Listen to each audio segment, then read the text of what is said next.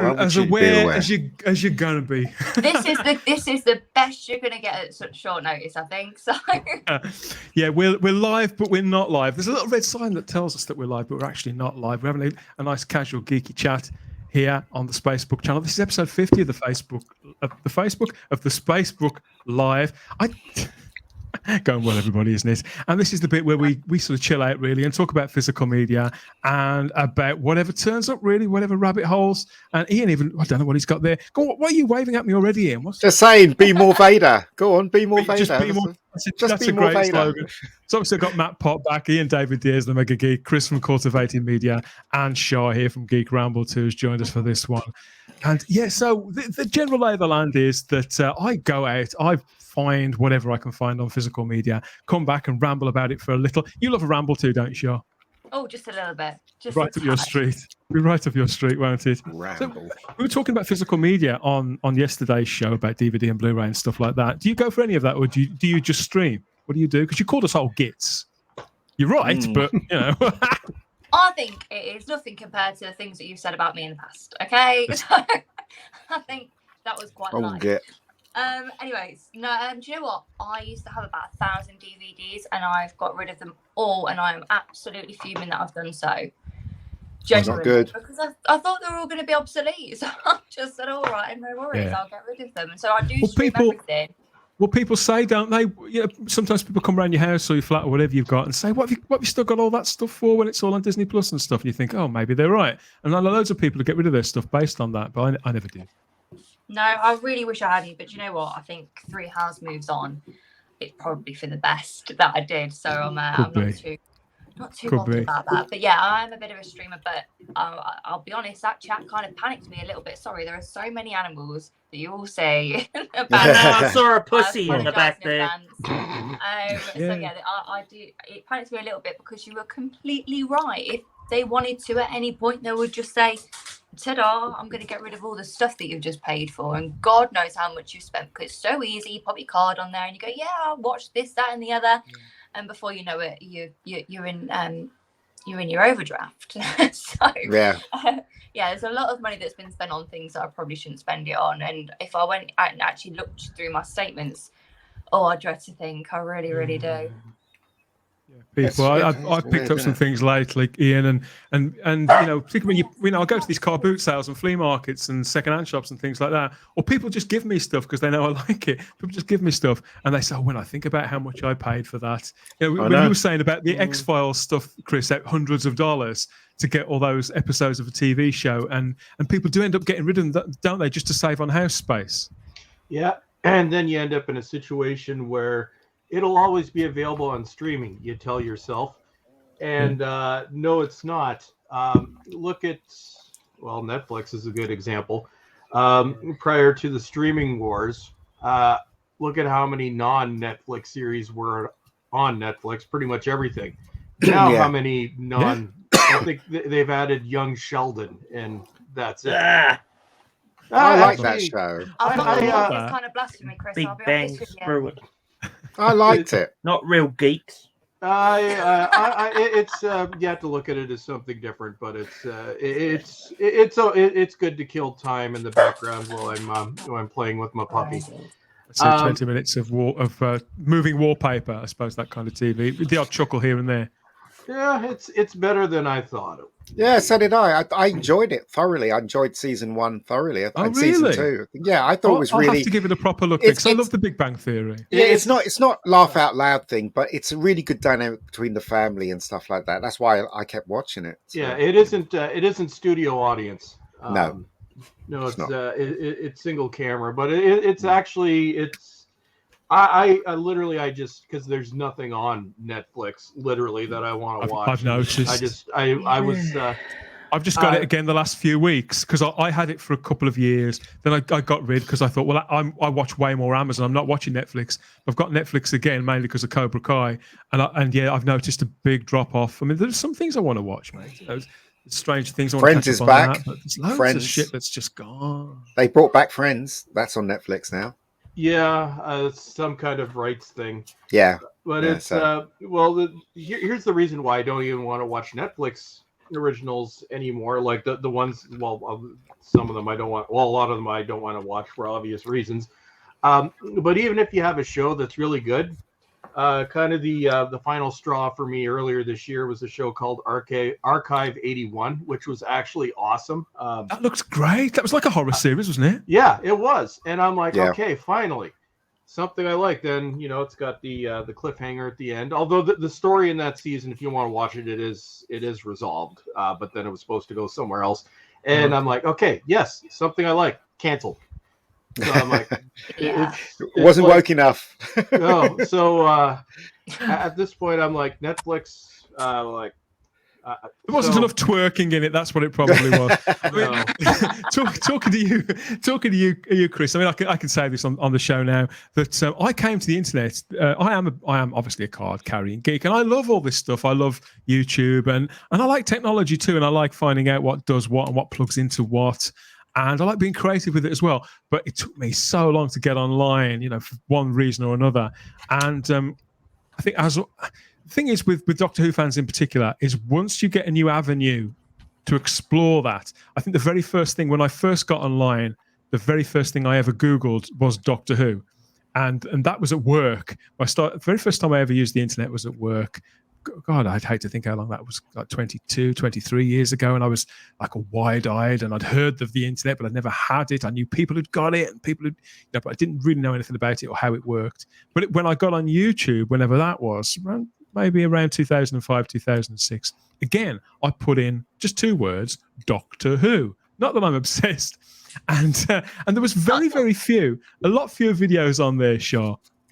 Even around something like Doctor Who, but I think possibly the first one, if not the first one I found, but one of the first ones I ever played, Chris, was one of yours when you were sort of doing I don't know if you'd call it an unboxing or whatever, but you were just sort of explaining what was on a DVD. You were talking about your DVD collection. This is Mordrin Undead or something.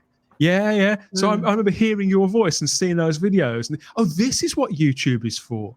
So to obviously to be speaking to you and to know you, sometimes it does feel a little bit surreal because you've got such a distinctive voice. But it means that I've sort of come full circle because I get to do this to you now. Instead. So I got this week. This is the first thing. So I pre-ordered this and it turned up this week. I've got the brand new Doctor Who, the Abominable Snowmen Blu-ray there. The old animated thing there. Why? So that's a 3 discs. Well, I like these, Ian. I like the range. It's the final one for now, and it's 3 disc sets. There's lots of extras. You get a choice to watch it in black and white. I've or heard colour. there's 6 fingers in that too. 6 fingers. Yeah. That sounds obscene. Please tell me what you actually mean, so I don't think it is what I think it is. You naughty boy. That's why it's called the Naughty Boy. I've seen that film. The too. animation is so dodgy that they haven't even counted the fingers on them. Really? It's just ridiculous, isn't it? Because some of them, we know there are 2 different animation teams that work on these. Have you been buying this range, Chris? Because they do come out in Canada, don't they? No, those I haven't. I've me and Doctor Who kind of had a bit of a breakup. Oh, so it's still sort of it's still frosty. Did you have to bring it up, Dan? I've denounced everything after 1996, but I still like the original series. Although in terms of it used to be at the top of my buying priorities, it's now closer to the bottom. The very bottom. Although I have gotten the full series Blu-rays, I passed on, even though they're region free. The Blu-rays, in North America, none of them came out on Blu-ray. It was all just DVD. We had to import the Blu-rays from the UK. I decided to take a pass on them, mainly for budgetary reasons, but also they'll come out on the full series sets eventually. So that's what I thought, but it seems there's some sort of doubt about that at the moment because of the teams that work on them. It's all budgeted completely differently. So I'm sort of glad I bought these for now. But I'm hoping they will because they just announced William Hartnell's second season, and specifically the Crusade. They're just doing screen stills, basically the same thing that was on the Lost in Time DVD. So they're going to come out, but episodes or stories that weren't done, they're just going to be telesnaps. So I've been telling the guys, particularly Matt, because he was saying you buy a lot of DVDs, you don't buy much on Blu-ray, because in Britain, I mean, I don't know if this is just my perspective, Ian, and what I've been told and what I see. Blu-ray just hasn't caught on with the general public the way that DVD has it? No, it hasn't. Not in Britain. But going back to your story, Dan, when you, in fact, this man below me, he was responsible for actually me noticing things. So the first person I heard complain about Doctor Who was Chris. I used to be a bit of a negative Nelly, apparently. No, but I agreed. But you I were the agreed. only thing that, I agreed with what you were saying. Listen, right, this is how I got involved, right? I was so incensed by Doctor Who that I was reading all the reviews saying how great it was, and I was like, how could people? Are they not watching the same episode as me? So I started searching on the internet and I wrote in bad reviews for Doctor Who. Nothing came up apart from this guy down here. So I linked onto him, listened to him, and think, my God, this guy's thinking the same way I'm thinking. There must be more. And then from him, I went from him to Gary. Yeah, Gary and I, we came up at the same time, pretty much. Yeah. We were for several months. Our subscriber growth for I think all of series 11. We were neck and neck between a few of them. So it's like we both got discovered at the same time. Then Dave Cullen ended up calling both of us. So Gary's done awesome. Like he's massive now, and he deserves every second of it. I've sort of gone on to other things, but I'm sure you've noticed I'm very good at complaining, even when I say I'm going to be happy today. It's like my thing. Well, here's something that may make you happy. I think it's going to make Ian happy. This is something else I've had this week. Char, you talk about physical media and getting rid of everything. I keep adding to the collection, and largely it's the fault of a brand called Network DVD, this label that put out all this vintage content, and they had a sale on a couple of weeks ago on Network. So I got this, Ian, largely based on something that you said, which was, have you got it and should we talk about it? So I ordered this because it was half price. It was £9. Ace of Wands there from 1972. So you told me about it. Yeah. And it seems to be like sort of sapphire and steel for kids. It is, yeah. It is very much so. Mixed with a Doctor Who appeal. There seems to be a guy in it who's got like a really, really seriously bad haircut. In fact, two of them. A guy called Michael McKenzie. Yeah, it is. And what's strange about it is that it's basically an adult thing, but for some unknown reason they thought it was good for kids. so when you watch it, you're like, what, this is for kids? It's quite disturbing. Not much of it. They made 3 seasons. All of series 3 does exist, and that's all in this set. It's just called Ace of Wands. There's some special features on, and it's written by PJ Hammond, who wrote and created and wrote all of Sapphire and Steel. Yeah. And there's a couple of Doctor Who writers involved too. I can't quite remember who it was, but familiar names and actors and stuff I recognise from other stuff. Roy Hodder's in it. Do you remember him from The Caves of Androzani? Yes. He's in that too, and Sorry and things like that. So that's 4-disc set, I think it is. I finally got it. This is one of those big old shows from before my time that I've never seen, so I can't wait to get stuck into that one. That's just on DVD. I don't think it's out on. Yeah, it takes seriously. Chris. It's quite a good show. When I was a kid, I used to think it was very strange, very, very strange. I love Sapphire and Steel, so now I'm assuming that's just Region 2. I really need to get a Region 3 player. But yeah, I may add that to my list. What's it called again? Wands. It's called Ace. Go on, sorry, Ian. You carry on. No, go on. Ace of Wands. That's what it's called.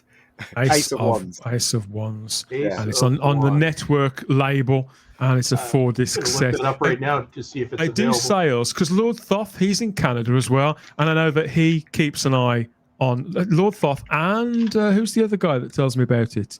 Sorry, he's got a different name on YouTube than he has on Facebook. So yeah, there's several people. I know several people overseas. Oh, Gary Akers was talking about it last week as well. Yeah, he was in the chat. That's Retro Doc Shaw, Gary Akers, and he's a collector too. I know. I only realised who he was. Oh my god, sorry. Yeah, there's a listing on Amazon. Sorry, I've literally spoke to him so many times. It's hilarious thinking about it. Funny guy. Yeah. I've also picked up this. This was in a shop in my local town. Somebody just got rid of it. 25p for series 1 of Man Down with Greg Davies. No, and that's Man Down. the late. That's the very first season with the late Rick Mayall playing his dad in that. So I like this all the way through, Char. With That's Rick Mayall in Netflix. it, this had me fixed. It's on Netflix. Funny. Is it? Not here. Yeah, it's on Netflix. It's on Netflix. I think they made 4 seasons in the end, and I liked it all the way through. But with Rick Mayall, had to have this. Love Greg Davies. I think he's absolutely ace. Makes me laugh like a drain. He was trending today on Twitter. Oh, don't Who I'm was Rick? panicking every time someone starts trending on Twitter now. Rick Mayall was trending. Oh, Rick Mayall was, not Greg Davies. Yeah? No, Rick Mayall was trending. I don't know why. Oh. He was just trending. I love Rick Rick Mayall. Mayall. Another thing I've bought, Chris, you're going to love this because you mentioned it earlier on. This is a film that scared the life out of me when I was a kid. I saw it late night TV on it was a Saturday night, and for some reason I was allowed to stay up and watch this thing. Scared the shit out of me. The Amityville Horror with Margot Kidder. You mentioned the flies. And that is now getting a 4K remaster release. I haven't seen it in 20 years. Who's the guy with the beard? James Brolin, James is it? Brolin? James. I watch the first 3 Amityville horrors every Halloween. I have for one after the other. 20, usually the week leading up to Halloween, although sometimes I have done Halloween viewings. But yeah, so I've watched all 3 of them every Halloween since VHS days, so probably 1994, 1995, so almost 30 years. They still make these as well, don't they? The Amityville, Amityville in space and things. I'm going to go grab it from my shelf. This could be no. They've done Amityville in space. Oh yeah, here. Oh God, why? No. Okay, Blocky horror film, Char. Hey, can you get Leprechaun in space? Jason I'm going to pull it up here. Okay, so Amityville in space. So this was, I haven't watched it yet, but it was so ridiculous I had to pick these up. Okay, so just give me a sec here. I'm going to do I'll do a screen share because I'm not on camera. That's right, because Amityville is a actual it's a real place. Yeah, it's supposed to be a true. It was based on a true story. And it was a book at first, wasn't it, but Chris? It's not copyrighted though. Oh yeah, it's based off an actual story. That byline, for God's sake, get out. There you go. That sounds like something I would say. They bulldozed that house. For God's sake.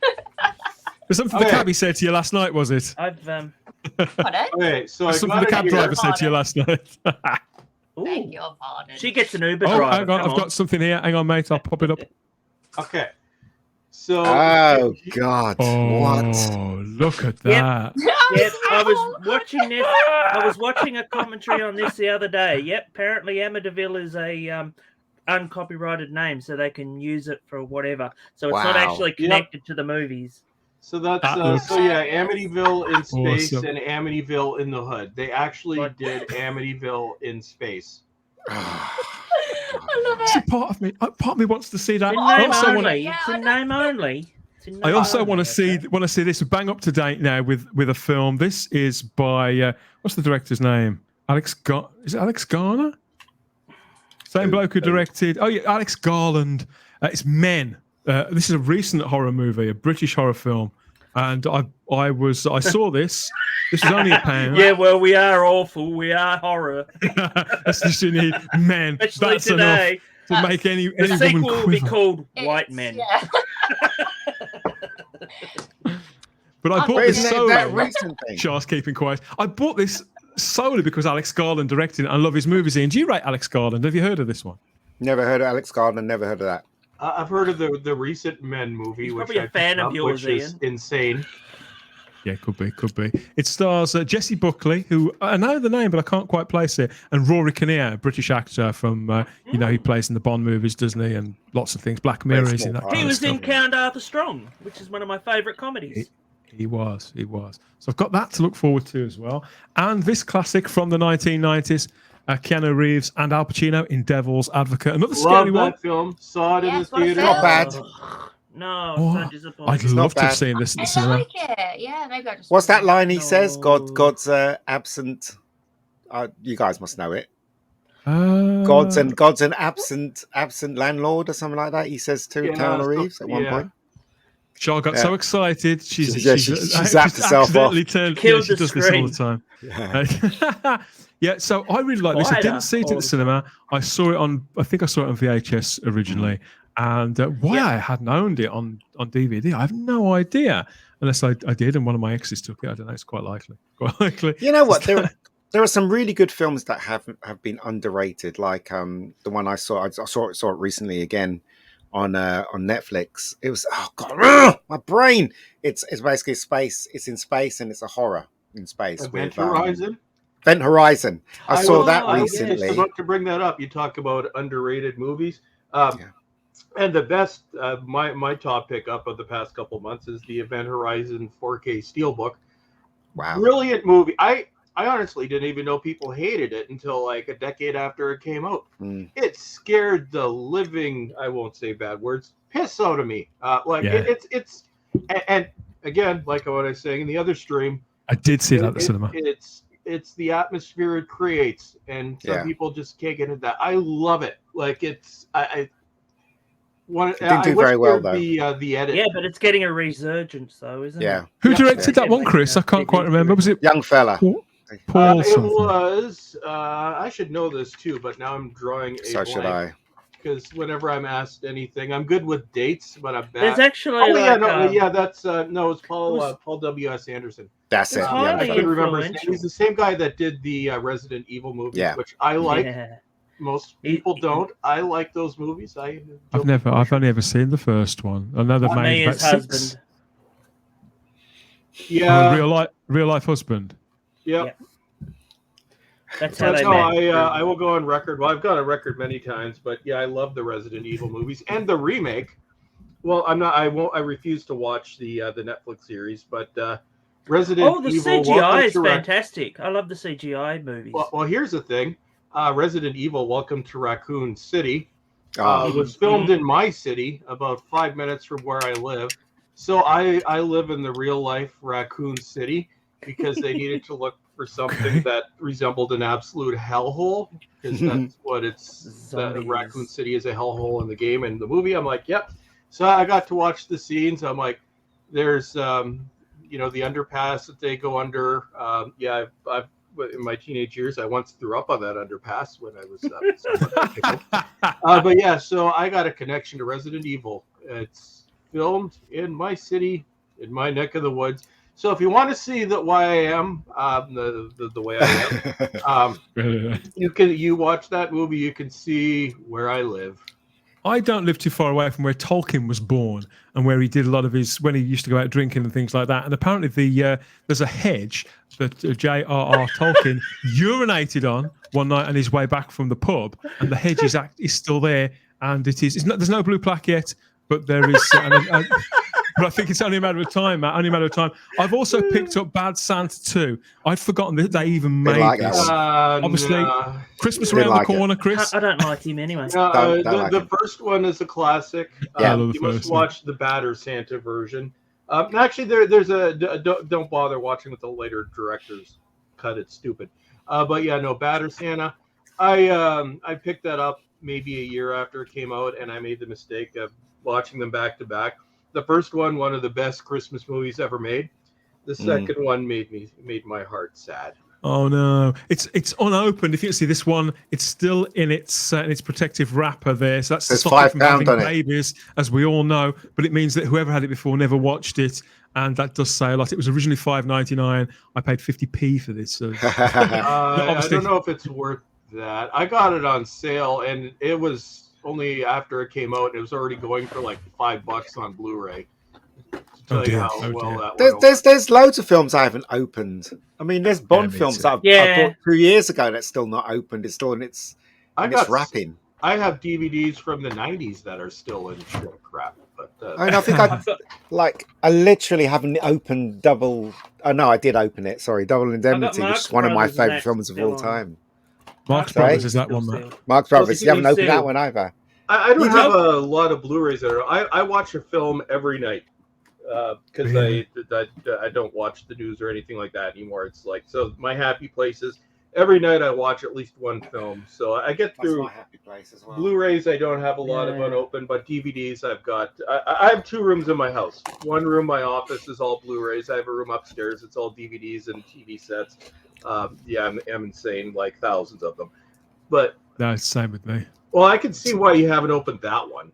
I haven't opened. Yeah, well, it's a classic. I haven't opened this one either. Living Daylight. Haven't opened Tomorrow Never Dies. Haven't opened Goldeneye. Haven't opened Spy Love Me. Haven't opened Conspiracy Theory. Do you know what I mean? They're all sitting there. Conspiracy Theory. I'd forgotten about that. I love Conspiracy Patrick Theory. Stewart.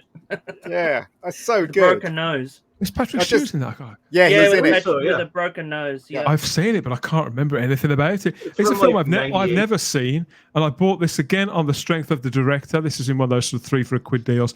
Ivan Reitman directed Dave here with Sigourney Love Weaver that and film. Kevin God, Kline. I I've forgot never about seen that. I love They're that coming film. back, aren't they? They're actually going. I One be directed love by Ivan films. Reitman, but they're putting the 2 together. You know what? Together, aren't they? Those kind of films remind me of music that you like but nobody else likes, and it's an acquired taste. Now, I'm not saying that's an acquired taste, but that's a really cute movie. Cute movies I love to death. Like, for instance, While You Were Sleeping. I just love this film. I love Dave.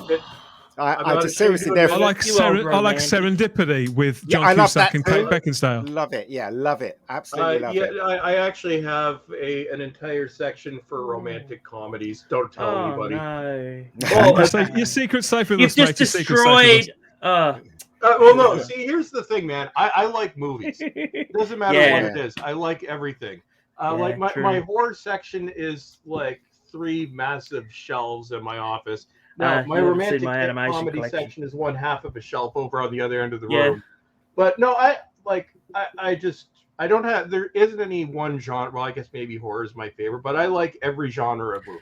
Same here. I do too, to some degree. I'm about to push you a bit on that though, Chris, because have you got this? I said I'd never buy this, but I've got every other film that Zack Snyder's ever made. So I bought Sucker Punch. Everybody, I bought Sucker Punch. Don't like in my that. defense, It's all right. In my defense, it was 3 for £1, and I got Dave, and I got Bad as Santa. I think it was. No. I know it's really bad. It's terrible. Trailer was Dave's great. A really good movie. That one, I have a DVD somewhere upstairs in the DVD room. Yeah, that one. It's very rare that I didn't upgrade a DVD to a Blu-ray. Like maybe like a 0.005% of my DVD collection was ordered, never to be upgraded. Yeah, that's one of those movies. Yeah, I think this is quite a short film. I know there's a couple of cute girls in it and things like that, but even that wasn't enough to really hold my attention. But I do find Zack Snyder's films visually arresting. So I think, well, maybe if I'm not sure what to watch one night, it could possibly be as bad as I remembered, Ian. Could it? Well, the thing is, though, it's a bit perverted, that movie. Yeah, it's it is. Really young girls. That's why. Yeah, I believe that's the girl in it. She was a year previously in another movie called A Series of Unfortunate Events. Yes, she was. Gary. Yeah, she suddenly went into this one, and it was like, hang on, she's only about 13. What the hell? No, in all seriousness, I can't remember. I don't think I ever saw any of them in anything else after this or before, because it's been a few years ago. But it mentions there from the director of 300, which was that's the reason why I latched onto this, because at the time I loved 300. 300. See, I can't watch 300. I just can't. I watched it.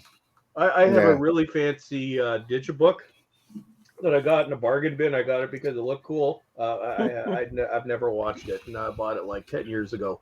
I watched 300 once, and I fell asleep. The thing is that I've never seen. But there are films that Hollywood don't consider good, and I consider fucking awesome. You know, I've got loads of them. And, you know, if I just put my finger on one of them, it'd be like this film, which really influenced me. Narc. You ever seen Narc? That's a great movie. Do you know what I mean? What's his name? Jason Patrick. Yeah, I have the. Is that Region 1? Oh no, it's got your copyright thing on it. I've got that on DVD. Just never been upgraded, but it's a good film.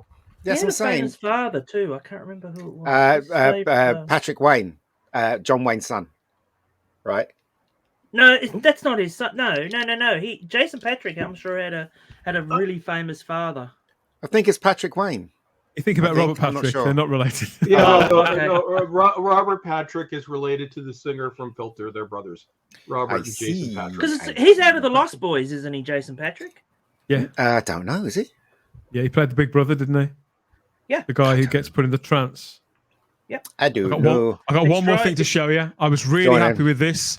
This is the complete box set of His the father incredible was Jackie Gleason, just to let you know. Okay. the complete box set of the Incredible Hulk, starring Lou Oh, wow. Ferrigno and Bill Bixby. This is a huge box, and this was £3 at a car boot sale. That's all 5 seasons. Was that DVD? On DVD. Now the Blu-ray hasn't been released, I do know, but I haven't seen this for so long. It's not the kind of show that I would just cold buy on Blu-ray because I don't know if I'm going to like it after 30 odd years. But that's iconic, isn't it? That shot there of Bixby turning into Farina on the side. So I'm looking forward to getting stuck into this. Something to cover unlisted as well, I thought. But everything's in there apart from the TV movies and stuff that came later. I used to have that poster on my bedroom wall, the one where he's turning from. Yeah, that one there. Yeah, I used to have that one on my bedroom wall. Yeah. They actually, since they've got them in high definition now, they see that the Hulk walks around in Crocs. Now, well, it isn't Crocs. It's kind of Crocs. slippers, isn't it? It's green Crocs. slippers. Yeah, green slippers. That's what it is. Yeah. I was thrilled to get hold of this. The bloke did tell me, he apologised and said, "There's a little. If you see, there's a little button in the corner of the box there, and it says press here." Well, so I press here, and nothing bloody happens. But apparently it used to growl. It needs another battery. It was a growler. Yeah, so let's have a look and see. Actually, see if I can replace the battery in here.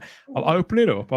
It's very, very tight inside. A lot of them, because I mean, it's all sealed inside. Look, I can't get to it. I can't replace the bloody thing. It's all. Yeah. I get an episode list there in the bottom of the box, and everything is. Oh, that's pretty cool. All the discs there are wow. standard cases. The Incredible Hulk. Was that Glenn A. Larson? Glenn A. Larson produced? No, I think, no, it wasn't. It wasn't. It's the same guy that did V, isn't it?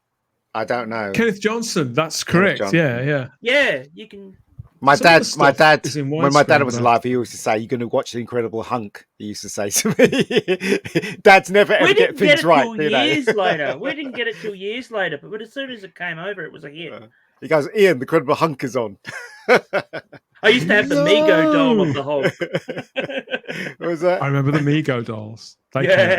I pulled his pants off quick for some reason, and I lost him. The one thing that I'm always concerned about when buying complete DVD sets, not Blu-ray but DVD, is the possibility, because they're everywhere, of it being counterfeit. I've been burnt a few times, which is why for DVD I'll get from direct from Amazon.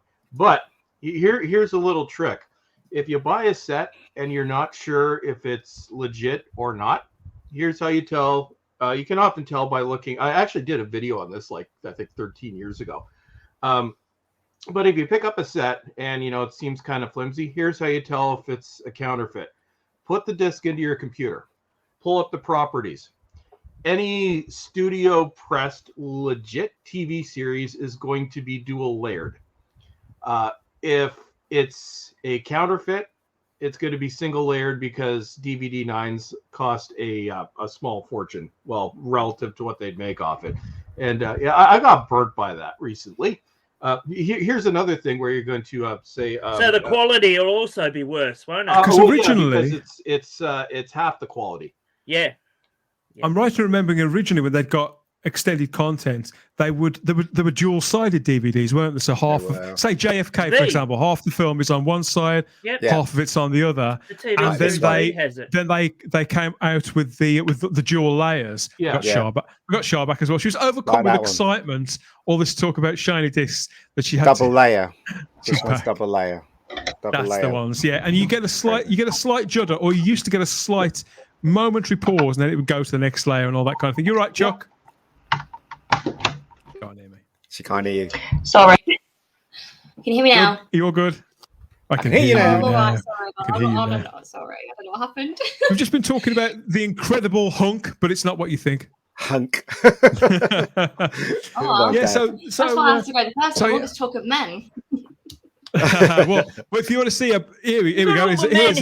Come on. Here's a solid chunk of man there for you, Char. Do you like your blokes green, bright green? I used to have nightmares about the Incredible Hulk all the time. Yeah, so did my sister. And now it's hilarious really thinking about it.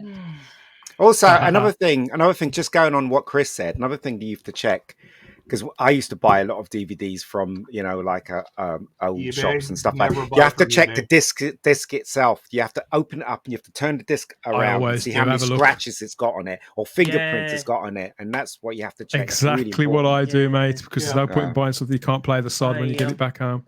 Yeah, it's annoying, but there you go. Not so bad if you talk about Soccer Punch, but... Sorry, go ahead, Chris. I would say, although that's one of the advantages of Blu-ray. It's next to impossible to scratch a Blu-ray to the point that it won't play. You have to really be digging at it with the knife, which is why I love Blu-ray. It's the coating that they used on Blu-rays and 4K. It's scratch-proof. DVD is crap. DVD, you breathe on it and it's not going to play. And out of almost 4,000 Blu-rays, I have one that succumbed to disc rot that won't play. Knock on wood. Do you know what? Right, a couple of days ago, my niece came round and we hadn't played our Blu-ray, which is in the living room, in ages. She came round, she goes, "Oh, let's play a Blu-ray." I opened up the Blu-ray and you know what was in there? Lion King. It had been in there since she was 5. Do you know what I mean? And she is now 14. So there you go. You know how many years that's been in there? Like, what? Oh, there it was. We were looking for that everywhere. Have you got anything on pre-order, Matt? Is it? And I've got a couple of things.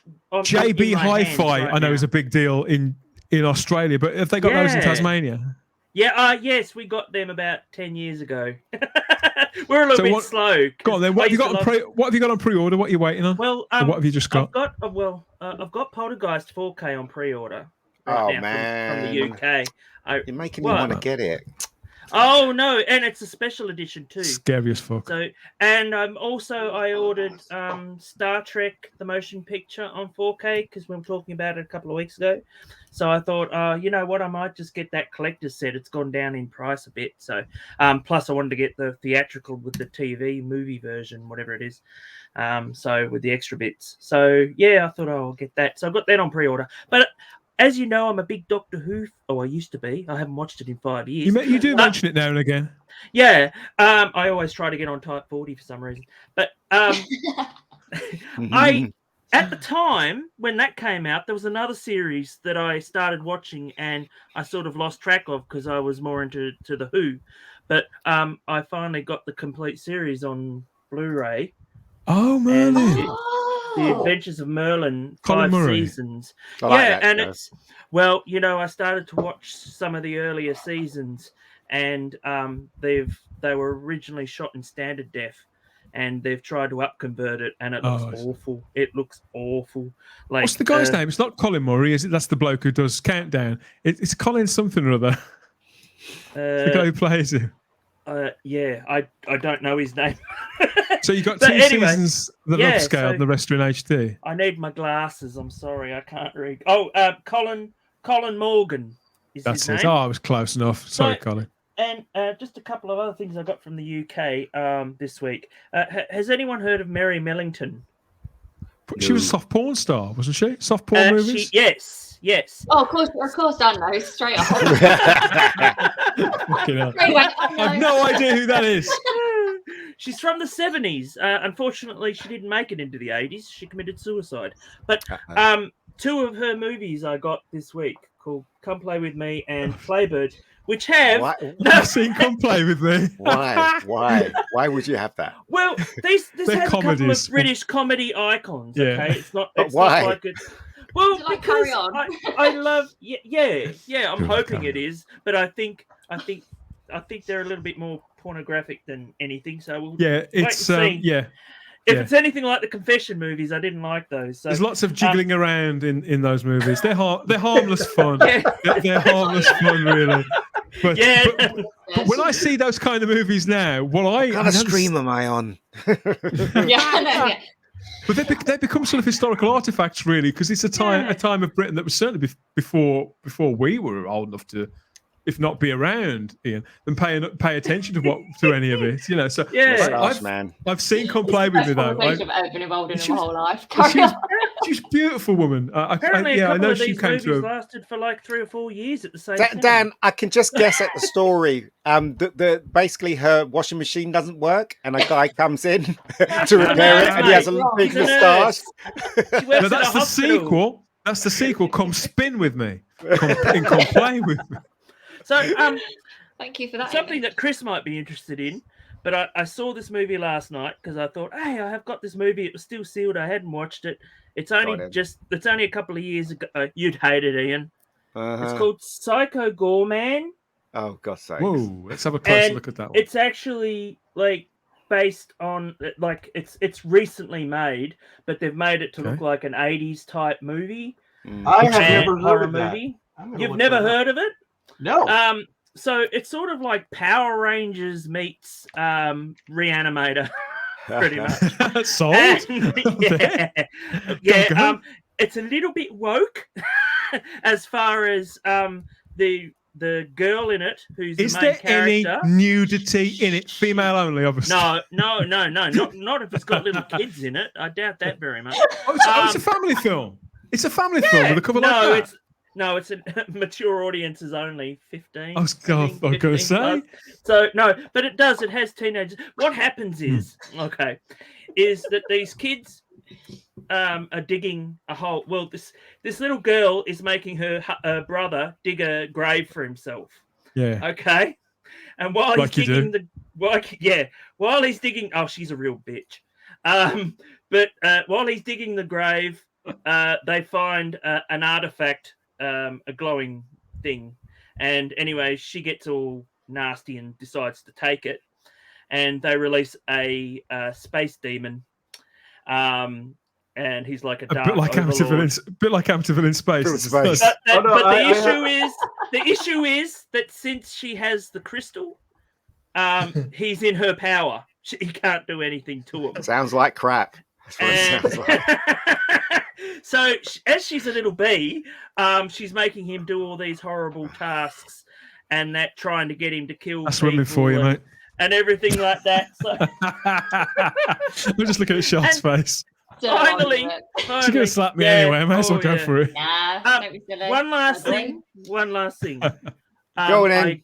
It's one of my favourite UK movies, even though it doesn't have like a lot of famous British actors in it, but it has Bernard Bresslaw in it, and he plays a Cyclops, and it's called Kroll.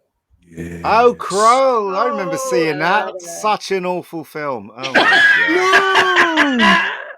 No! Really? See, this is what I'm saying. He's why do you expect anything different? But you know what I saw? Do you know what I saw a couple of days ago? And I gave it a second chance because when I saw it in the cinema, I didn't think much of it. I thought it was okay. Psycho 2. I watched it again, I thought, you know what? It was good. It's a good movie. Actually, no, both of them are. Psycho 3 isn't bad either. It's just both films get a bad rap because they aren't Alfred Hitchcock. But they're like I've never understood the hate for them. I think they're both like they're not psycho. I remember being really scared by the second one. Who directed them, Chris? Was it anybody who went on to anything else in particular? Because I can't think. The guy who directed the second one was a guy that was an expert on Hitchcock. He wrote loads of novels on Hitchcock, and I can't remember his name, but he was an expert. I'm just pulling it up. Yeah, no, he went out of his way to. It was Richard Franklin. It was well directed. It was very well directed. So Anthony Perkins was in he was in another British film. If you're going to say it's a sex film, Matt, I'm going to kill you. It's cool. Well, he was gay, mate. He was gay, all right. Yeah. But anyway, it wasn't a gay film. But he was in a British show called. It was like a take on Dr. Jekyll and Mr. Hyde. Yeah. I saw that. Edge of Sanity. Yeah. And things off the list. Is that a mini series? A little bit softcore as well. Is that a mini series? Edge of no, Sanity. it's a movie. Arrow Video recently put it out on Blu-ray. to get it's the note. available on Prime too. Every time we make one of these, I always end up writing something. Edge of Sanity. Edge of Sanity. What about okay. Leviathan? Anyone he see that one? Transforms. Leviathan. The one from the late 80s. Yeah, I saw that recently as well. It had RoboCop in it. No, it's like Alien, but it's underwater. He's Yeah, so but big, it has such a big doesn't it rip-off have of RoboCop Alien. in it? Doesn't have No, the guy yes, who he's does in it. Yes, he is. There you go. He's in it. Yeah, he's in it. Yeah. Because they brought out there's Leviathan, Deep Star 6, and The Abyss all came out at like the same time or something. Oh, like did that. it? Oh, yeah. No, so. Deep Star 6 was like the 80s because I still need to get that. That's been in BJ my and the cart Bear for in like it. 3 years. Leviathan. I don't think I've ever No, seen no, it. Deep Star 6. Oh, Deep Star 6. Scream Factory put it out a few years ago. Yeah, it's on Prime as well. That one's on Prime as well. Yeah, although I, as a rule, I never watch movies on streaming services because it's yucky. No, Okay. I saw a great movie on Prime recently called Tentacles. So that was interesting. Was that another porno movie? It's a Jaws ripoff from the late 70s, and it's got no nudity whatsoever. Matt, Char went bright, just white. It's I saw right, a white over. I knew, You're lucky you don't even meet me just in as the words were leaving out of your mouth, I knew that Ian would say something like that, and I was just wait for it, and you didn't even miss a beat. Oh well, he probably thought it was a Japanese film or something. If you're wondering, is the tone of this show always like this? Well, yes, it is. I would no other way, would you? Couldn't even if I wanted to. So what's Tentacles all about? Please keep it clear if you can. Well, just imagine Jaws. But with a giant octopus. So and it kills a man's wife and like there's a little baby like this woman's strolling along the beach with the little kid and leaves him in a pram, and then she turns around for a minute, and then next minute he's gone and the octopus has come out of the water. What's that film called? Does anybody know what that film's called? It was kind of Peter Benchley had written a novel, and it was half man, Creature? half. That's it. Creature, half mate. man, half shark. It has the guy out of Poltergeist in it. Yeah. It's great. It's got what's his name in it, and as well, the one out of Big Trouble in Little China.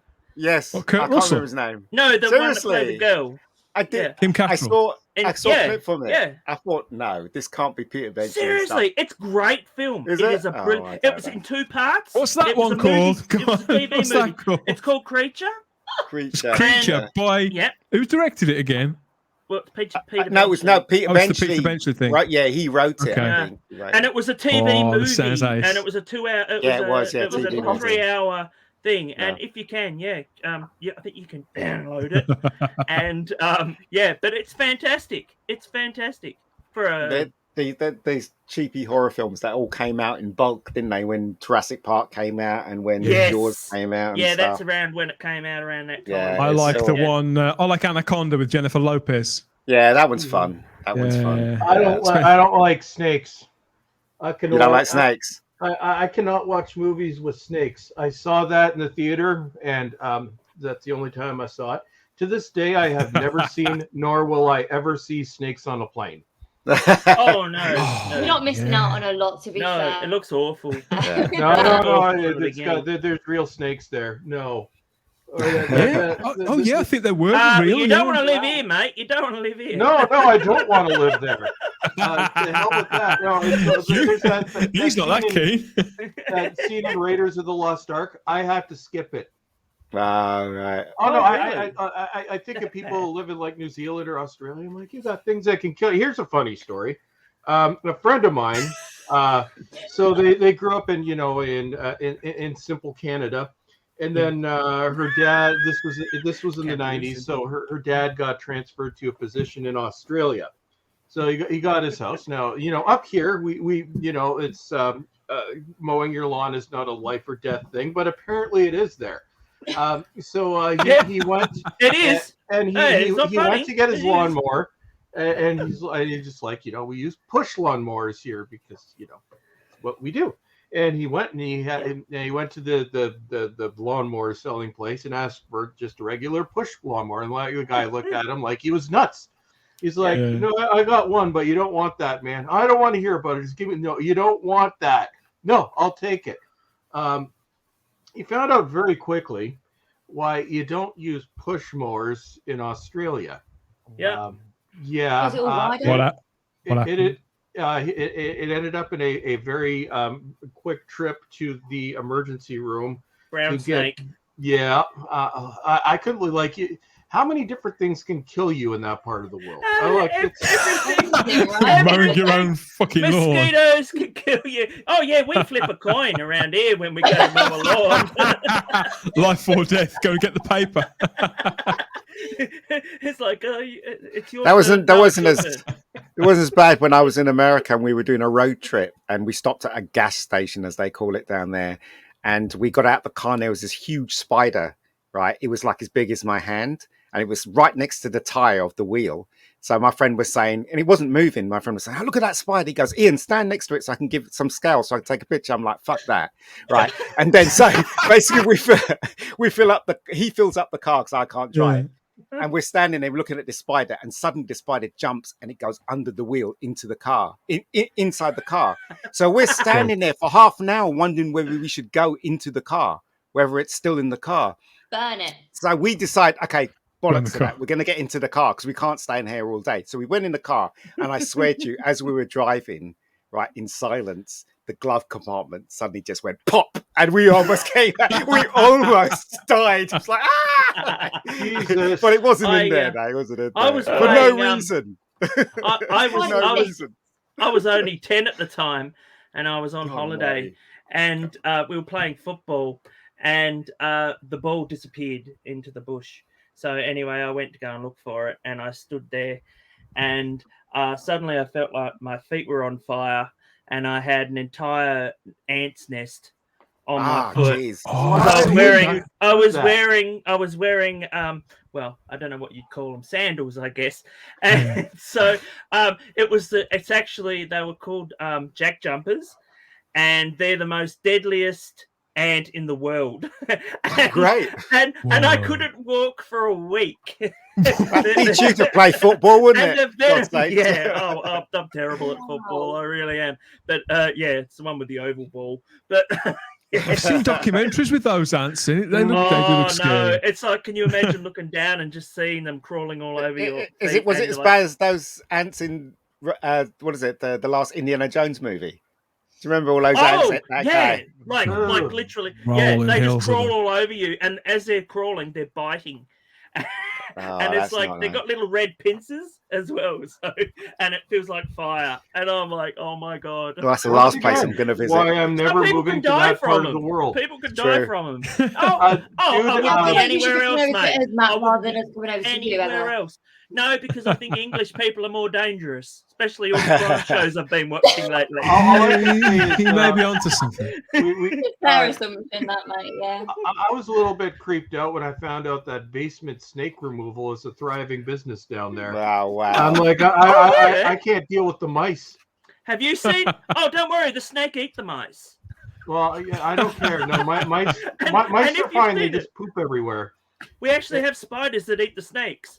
So, good.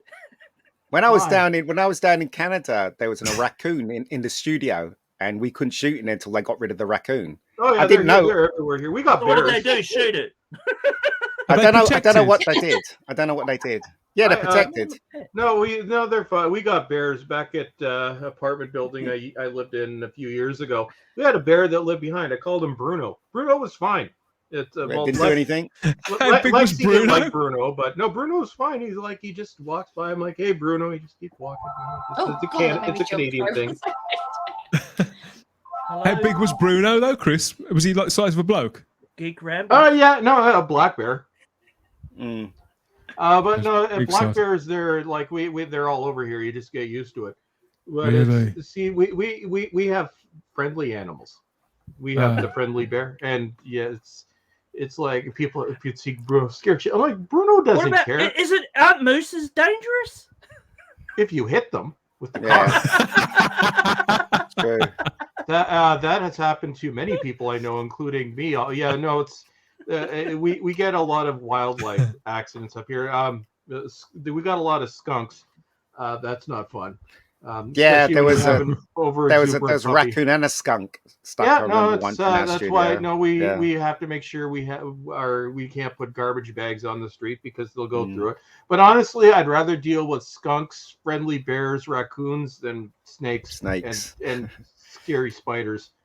You do know now that I'm definitely going to put a snake on the thumbnail to this video. Do you know what? Right? Do you know Yeah. what? Right? I was shooting in Anaconda, I was shooting in Nigeria once. I was supervising the film in Nigeria. This is a long time ago, Yeah.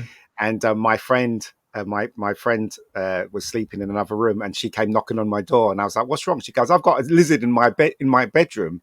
I'm like, "A lizard?" So I went in there, and it was a gecko. It was running on the ceiling and stuff. So she goes, "Oh, can you tell the guy downstairs that you need to get rid of it?" So I went downstairs, and this guy, you know what it's like in Nigeria, everybody's really lazy. Well, I mean that's not right, but anyway. never been. It looks. I beautiful. went to the guy and I said, "Look, my friend's got a lizard running around in her bedroom," and he goes, "Oh, good." And I said, "Oh, good. What were you talking about?" He goes, "Oh, you're not getting rid of it." And he goes, "No, it's a gecko." He goes, "It's good. It'll eat the flies." And that's how we left it. That was it. End of story.